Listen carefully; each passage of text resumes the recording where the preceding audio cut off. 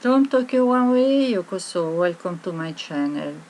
Today I would like to talk about one particular day in my life here in Japan, which is the 11th of March 2011, when the big earthquake struck the northern east part of Japan.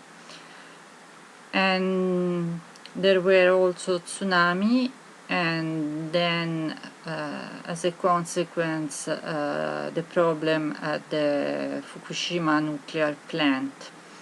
But regarding all this part I'm not going to talk about, because there are many detailed information all around. I just wanted to make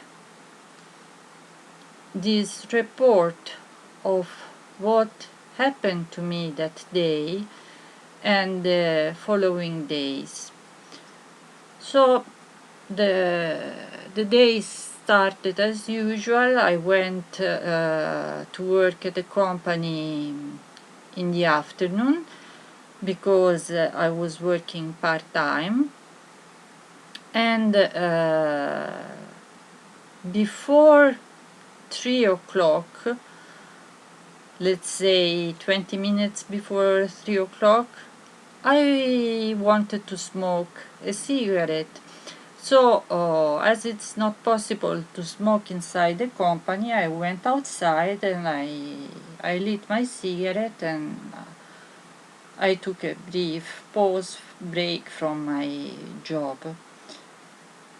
As I was outside, there was a kind of sound coming from the earth, and then it was suddenly everything began to shake, and it was a very strong earthquake shock, and I immediately realized that this was the strongest one I've ever felt since I was in Japan.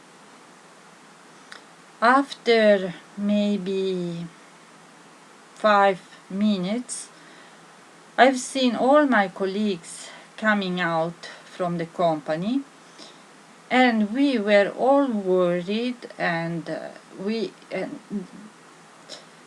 the ground was still shaking, and we decided to move to a parking lot which is near the company, which is quite big, and it's surrounded with small buildings.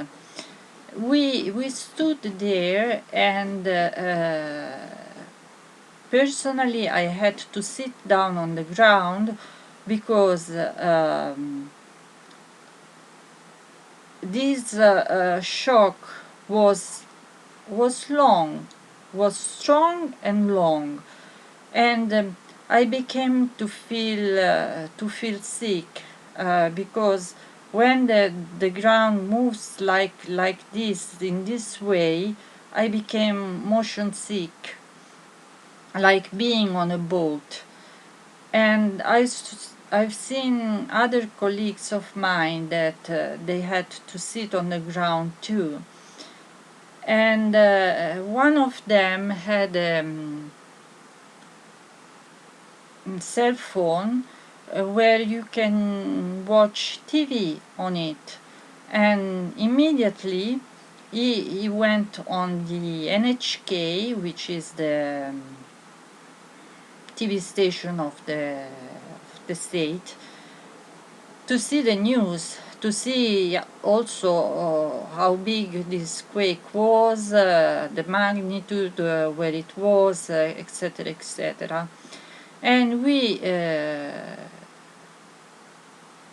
the first news were not so detailed, but then we saw that the magnitude of the earthquake and the tragedy that was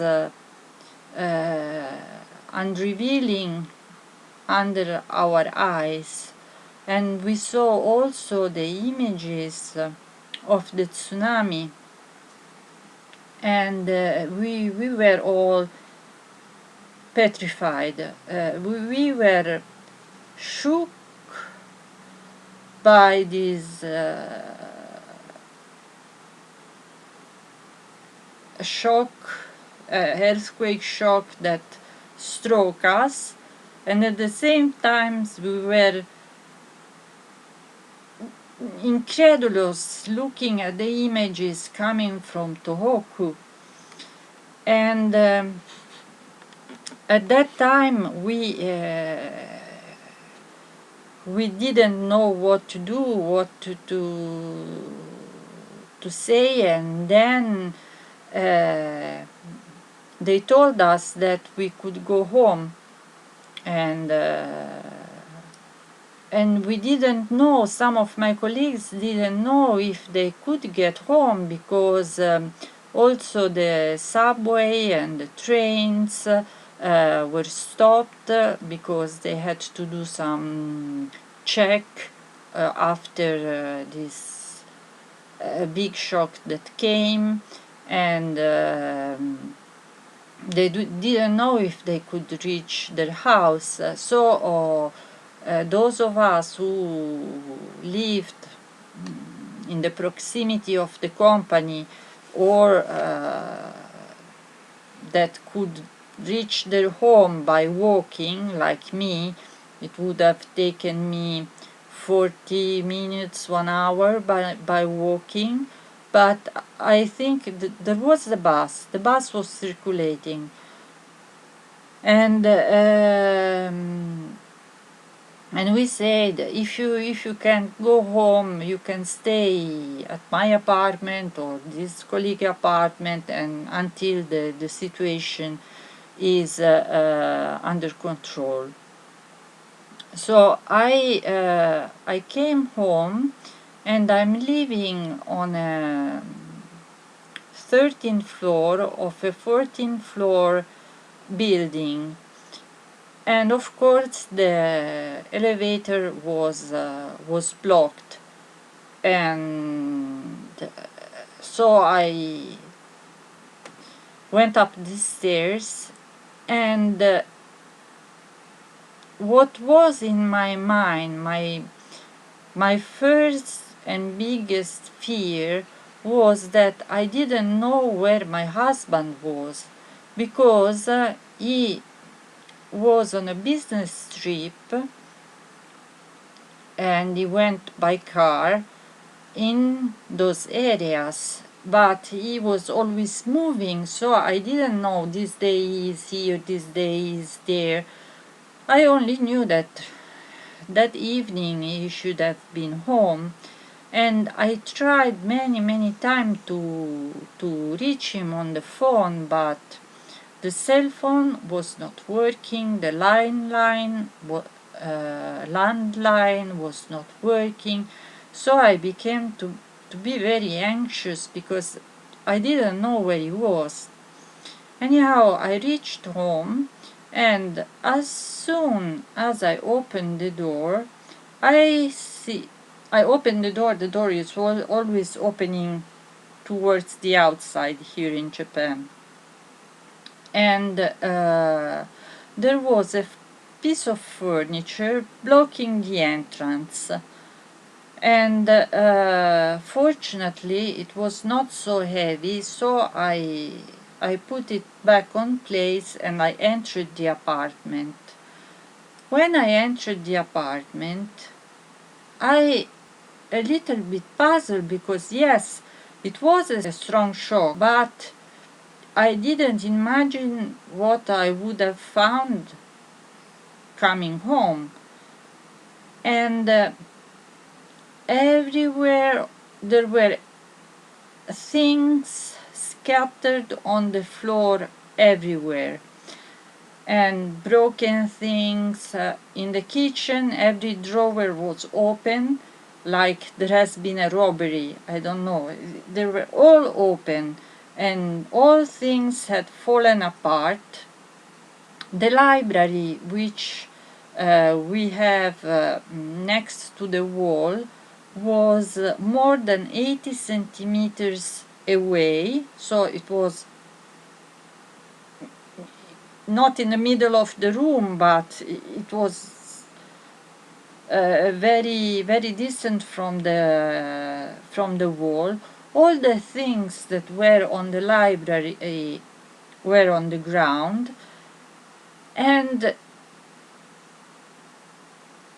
there was a hole in the wall caused by an object falling downwards, and the flooring was broken in some places because various objects had fallen on it. And then suddenly I remember, where is the dog? Because I had all this, I was thinking of my husband.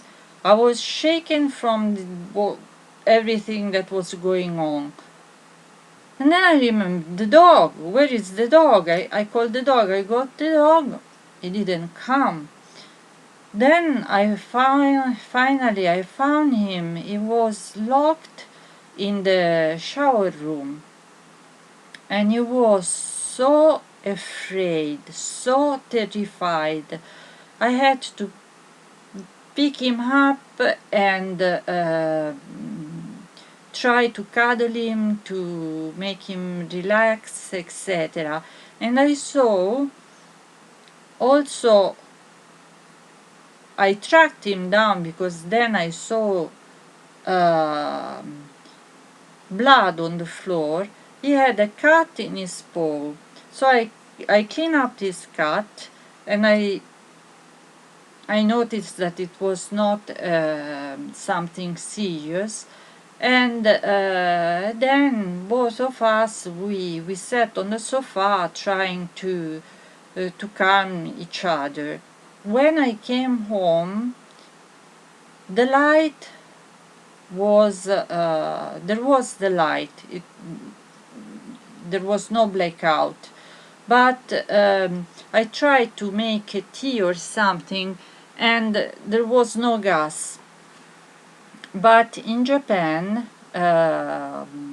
houses and buildings are built in a way that if there is a strong earthquake shock, the gas meter automatically clips and interrupts the flow of gas. This is because one of the most dangerous things during and after an earthquake are fires. So if you by chance are cooking or using the gas kitchen and there is a quake, a strong quake, this automatically the gas is cut out, and so the flame will die. And this prevents or should prevent fires and explosions.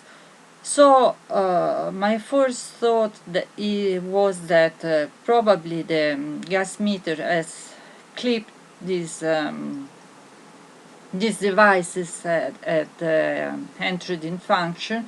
So there is a procedure to restore the gas flow.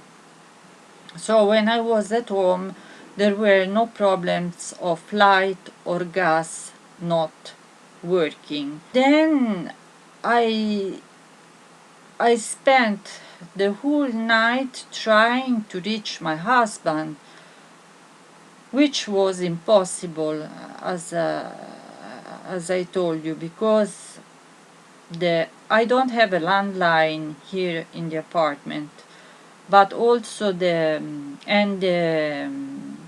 cell phone, it was impossible to get the line.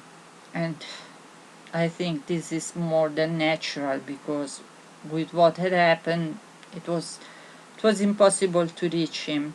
And in the meantime, I followed the news on the TV, which, by the way, is the only thing that didn't fall down and didn't break. And it was not even an expensive TV, by the way.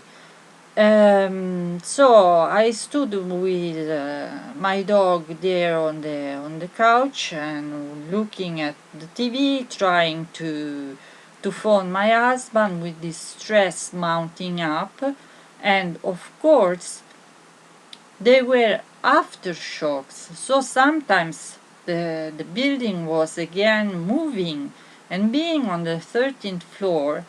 Here in Japan, the houses are built so that they have this, they do this movement so that they won't break, they won't collapse. It's a technical way to prevent damages to the building. Now, I can't explain you in details how they do it, but maybe some of you have seen some video on the internet where you saw also in Tokyo the building that were like doing like this, huh? Also because they are much taller. And then finally at 5 a.m. in the morning I heard the door unlock, and it was my husband, and that was the I was so happy, I was so relieved, because I was so worried. I was so worried because I didn't know where he was. And having him at home, it really calmed me down. And so we were the three of us at home, and yes, we had some damage in the home, but it's nothing, it's only things. And by the way, also the building had some damages. All the entrance had been cracked, and this was at that time a new building.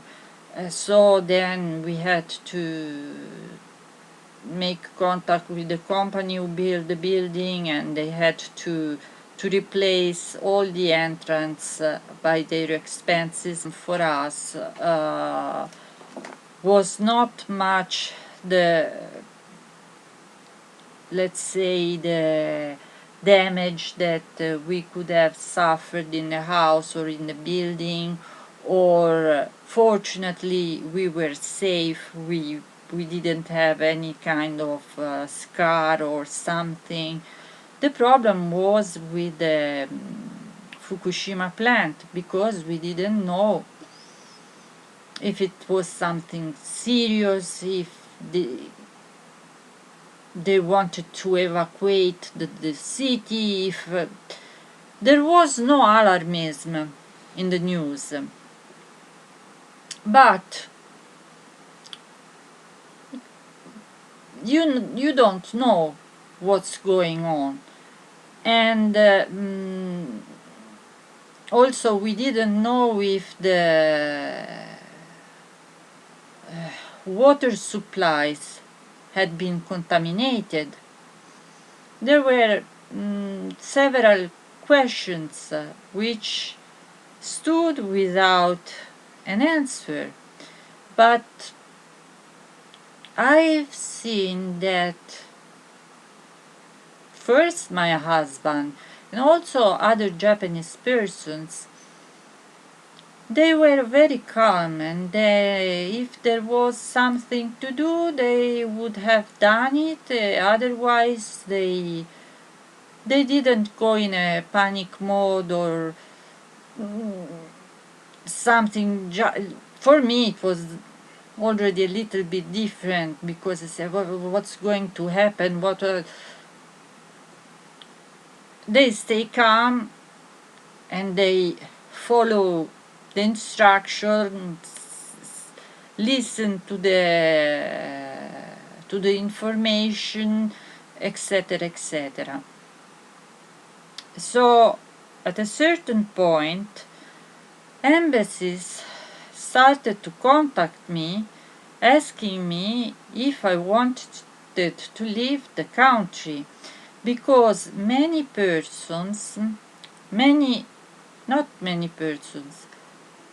foreigners living here in Japan, as soon as the disaster happened, they flew away. They left Japan. Some of them, let's say maybe the most part of them, left Japan. Others, if they had the opportunity, they went towards Osaka or Kyushu, Hiroshima, in the south, where the situation was, let's say, normal. And here where I live, there are many persons from South Asia, and there are also some persons from Europe and America. 2 or 3 days, maximum 3 days after all these things happened, the streets were half empty. Nobody was there. And they all went away. So I asked my husband if he wanted to go to Rome with me and stay there for a while, to wait for more detailed information, or just to let the thing chill down. And he said, no, I'm Japanese, this is Japan, this is my country, I'm not going anywhere. But if you wish, you could go. You should go to Rome, to your family. And at that point I said, no, if you stay here, I stay here too. And anyhow, now I'm living here. I consider here as much as my country. So I said, no, I'm staying here. And I should add that I took that decision also because we don't have children. Maybe if we had children, I would have taken the children with me to Rome as a precaution. But being me and him alone, I said, no, I stay with you, I stay here too. And life here proceeded, let's say, in a normal way. But after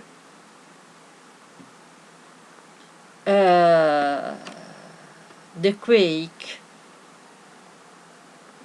and Fukushima, the electrical need of Tokyo is covered by the nuclear plants in Niigata, if I'm not mistaken, and Fukushima. So they decided to do some rotation blackouts. So we received a sheet of paper and where all the schedule was written, and each zone, all the area was divided in zones which had a letter and a number. and looking on this chart, you could see which time you had the blackout on that day, and every day it was rotating. So for example, you could have had a blackout, let's say from 6 to 9 a.m., from 9 to 12, from 12 to 3, from 3 to 6, and so on. So it happened sometimes you had the blackout in the morning, which you have light, no problem. When was the times that you had your time, your area had the blackouts at night? We had to stay and have candlelight, and the problem, but it was only blackouts of, fortunately, of 3 hours, and I think they went on for 2 months or a month and a half. And the problem is that when there are the blackouts, okay, the elevator doesn't move, but the water pump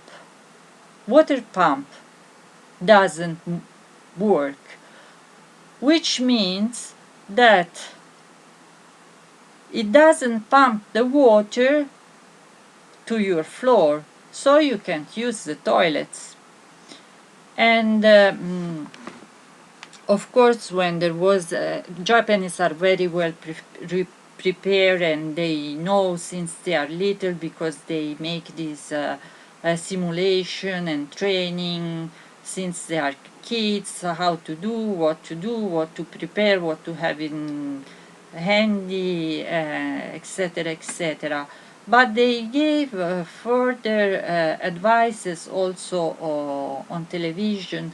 For example, not to throw away the water when you had a bath, so that after the bath, leave the water in the bathtub so that you can use that water to flush the toilet, for the toilets, for example. Or they gave several good tips that I'm not going to now to say here, but and another thing that was strange for me was that not only there were less persons around, because, as I told you, most of them flew away. The other thing is that in the supermarkets, in the shops, we began to see shelves which were empty, because some products, they couldn't have been delivered because it was the Shinkansen was affected, the roads were affected, the trains were affected, and there was, for example, everyone started to want to drink mineral water, and we couldn't find mineral water, but not because there was no mineral water. There was, but I don't have here a bottle. Let's use this. This is a bottle of water. What it has a cap, okay?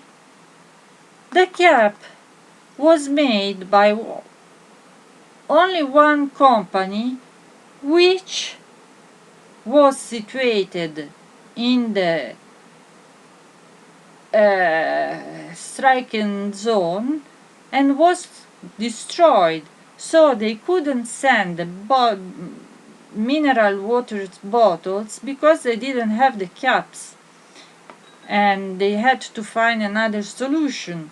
And for example, Japanese tobacco, the company was in the north, and it was destroyed or half destroyed, so you couldn't find Japanese tobacco. You had to buy some other brand made outside of Japan.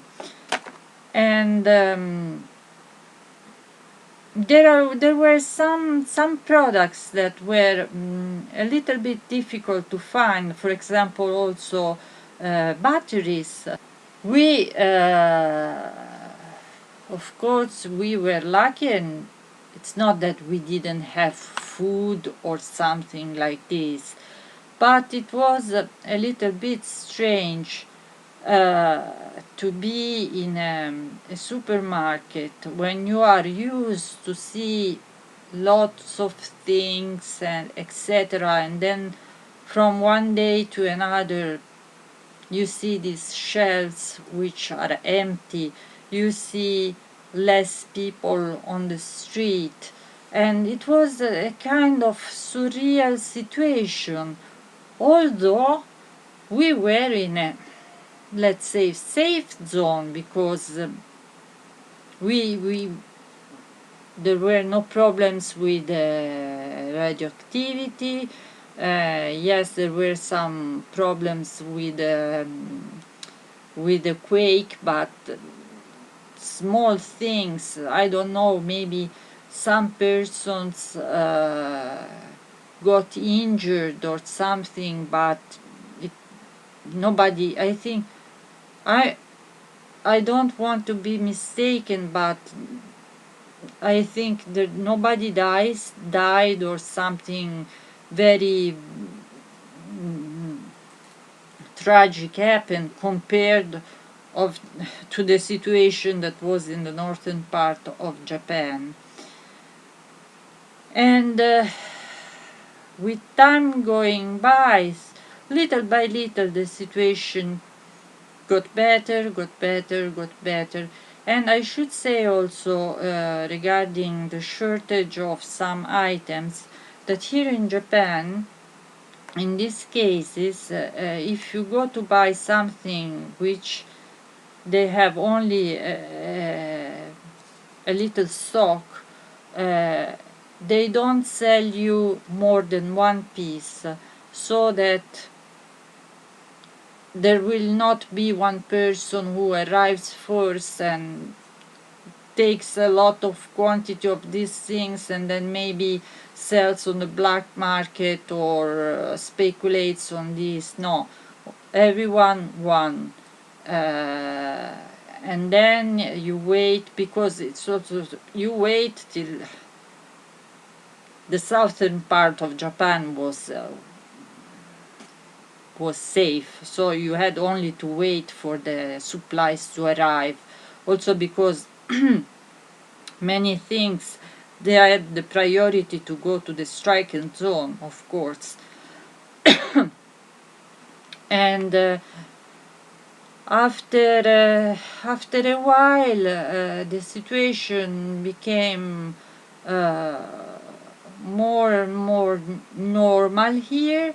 There were, for example, the Italian embassy kept us continuously informed about the level of radioactivities, and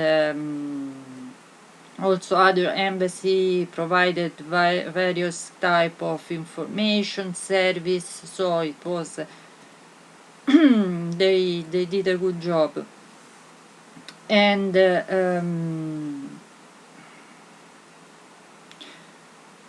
only thing that and this was not only for us, but moreover for the northern part, we had lots and lots of aftershocks, and I think that for 1 year or more, every day there was a little bit, it was moving. The, every day there was some shock, but maybe magnitude 2, so small, but you had always this sensation like being drunk, always this sensation like your head is spinning around, and it took a very long time till finally it was steady. It was like before. And personally, when it happened, I think I maintained a certain cool blood, and you react. I didn't imagine that you are like very composed and prepared and alert, but then with time passing, a certain, all the stress that you built inside was coming out.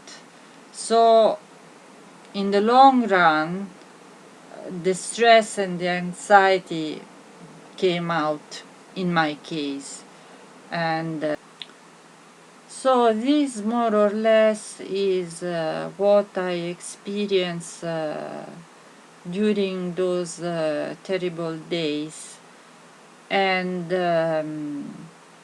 I hope you enjoyed the video, and I wish to thank you as always for your kind attention, and hope to see you again on my next video. Thank you so much for your attention. Bye.